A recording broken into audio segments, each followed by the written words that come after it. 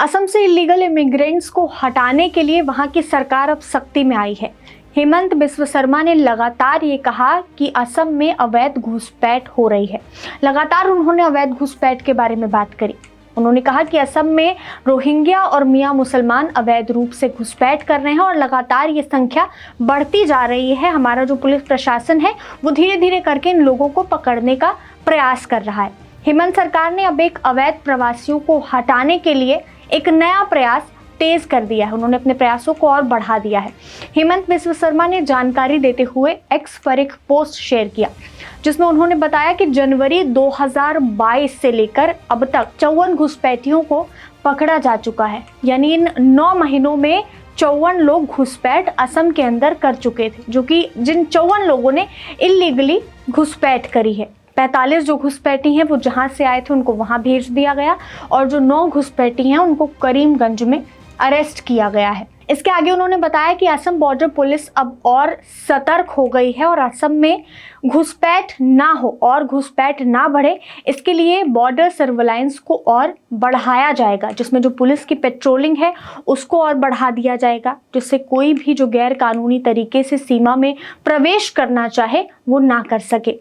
Border security agency यानी BSF से coordination बनाया जाएगा, जिसके लिए हर महीने जो असम के DGP हैं वो असम के DG और BSF की एक मीटिंग अरेंज कराएंगे और आपस में इनकी मीटिंग होगी।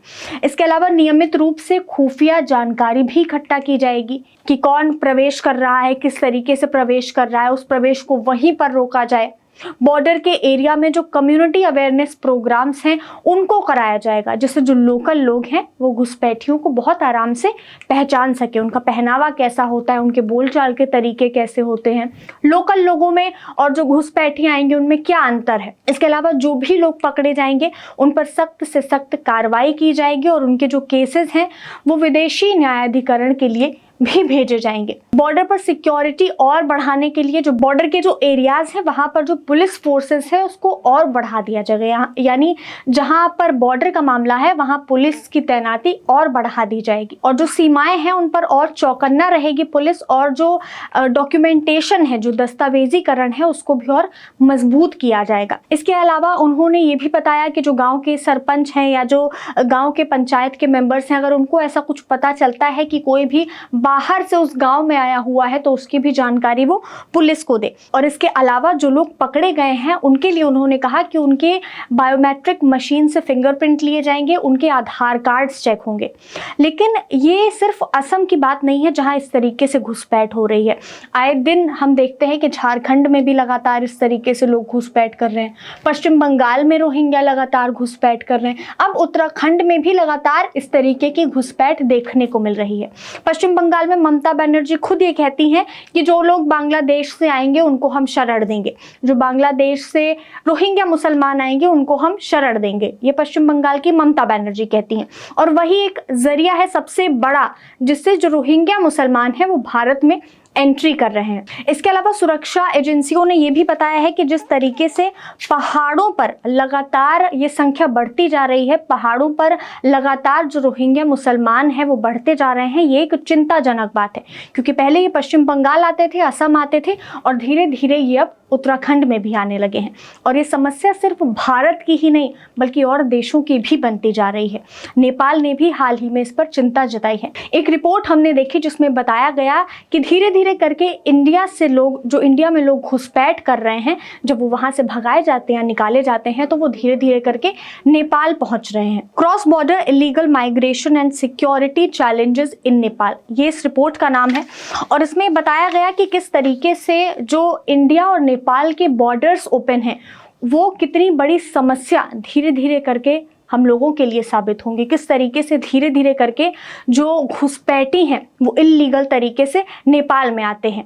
और बहुत बार ये भी होता है कि इंडिया से नेपाल जाते हैं और इसके अलावा नेपाल से इंडिया भी आते हैं, क्योंकि उत्तराखंड में जो केसेस हो रहे हैं, उत्तराखंड में जो रोहिंग्या पकड़े जा रहे हैं, तो लोगों का ये कहना है कि वो नेपाल से घुसपैठ करके आए, उनका रास्ता जो है नेपाल से तय होता है। नेपाल ने ये बताया कि लगातार जो हमारी सुरक्षा है, जो हमारी बॉर्डर की सुरक्षा है, वो धीरे धीरे करके खतरा बनती जा रही है और जो घुसपैठ है वो आए दिन बढ़ती जा रही है। लगभग 5 सालों में 2017 से लेकर 2018 से लेकर अभी तक 3000 से ऊपर के घुसपैठियों को पकड़ा जा चुका है, यानी 3000 से ऊपर घुसपैठ नेपाल में हो चुकी है। जिन लोगों को पकड़ा गया है, जिन लोगों को वापस किसी पर कुछ एक्शन लिया गया है, कोई ड्रग के केस में जेल में बंद है तो कोई किसी अलग केस में जेल में बंद है, यानी सब पर अलग अलग तरीके की कार्रवाई हुई है जिसमें वो लोग संलिप्त पाए गए थे। साथ ही नेपाल की जो रिपोर्ट थी इसमें 3 मुख्य कारण भी बताए गए कि ये जो 3 मुख्य कारण घुसपैठ के हैं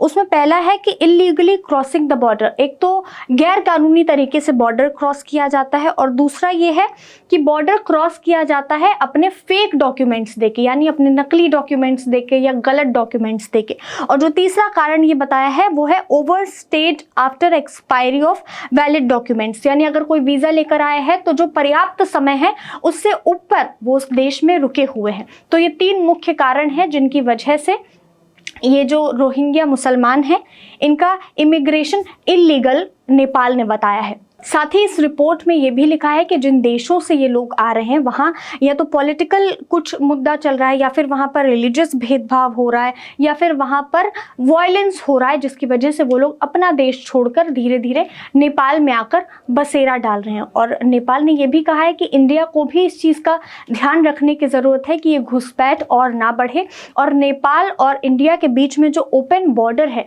इसकी सुरक्षा और बढ़ाई जाए।